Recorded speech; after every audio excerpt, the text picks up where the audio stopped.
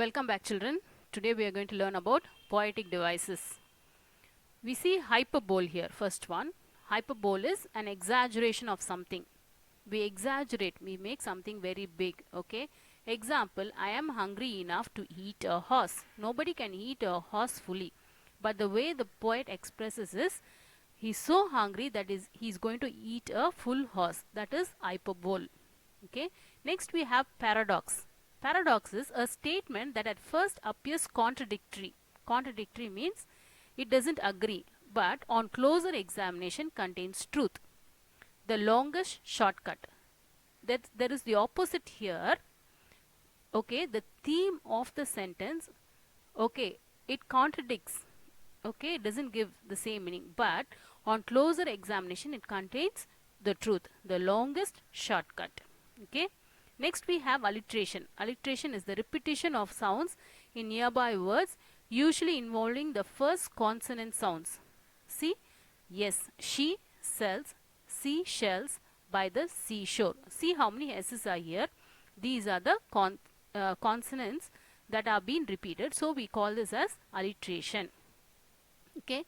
Next we have assonance. Assonance is the repetition of sounds in nearby words involving similar vowel sounds. Not only words but vowel sounds. Moses supposes his toes are roses. O, R sound. Moses supposes his toes are roses. Can you hear the O sound here? A, E, I, O, U. Okay, vowels are A, E, I, O, U. So we see the O sound being repeated here. So we call this as assonance. That has to be in the same sentence. Next we have metaphor here. Okay, metaphor is a comparison between dissimilar things. Okay, not using the words like or as. Comparing different things without using the words like or as. Okay, life is a highway. Directly they are comparing, but do two different things. Okay.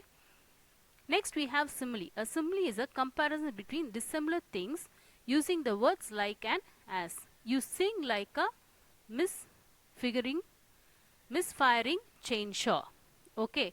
Now here the word like and as are there that compares the sentence. Okay. So the difference between simile and metaphor is, metaphor does not use like and as, but it compares.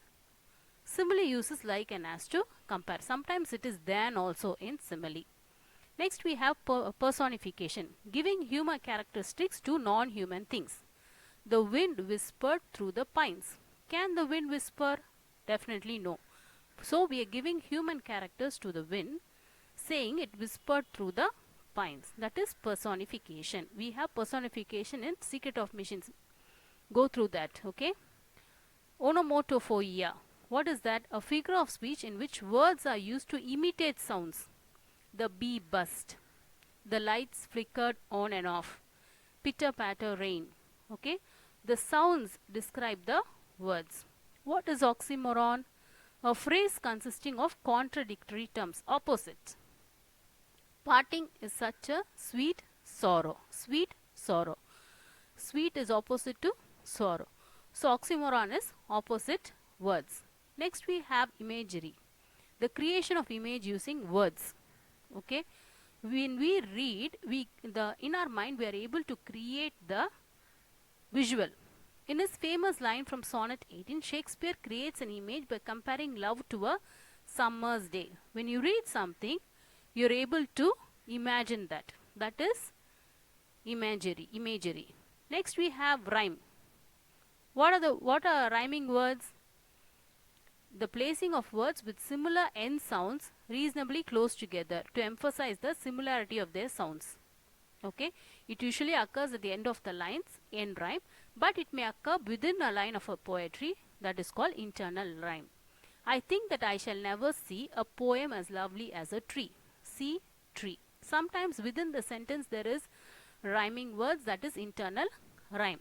What is a rhyme scheme? The pattern of rhyme within a sentence or poem, usually shown by marking each similar sound with the same letter of the alphabet. Now, steeple, town, people down. Steeple and people go together, so we are giving as A. Town and down go together, so we are giving as B. Usually we write this in small alphabets.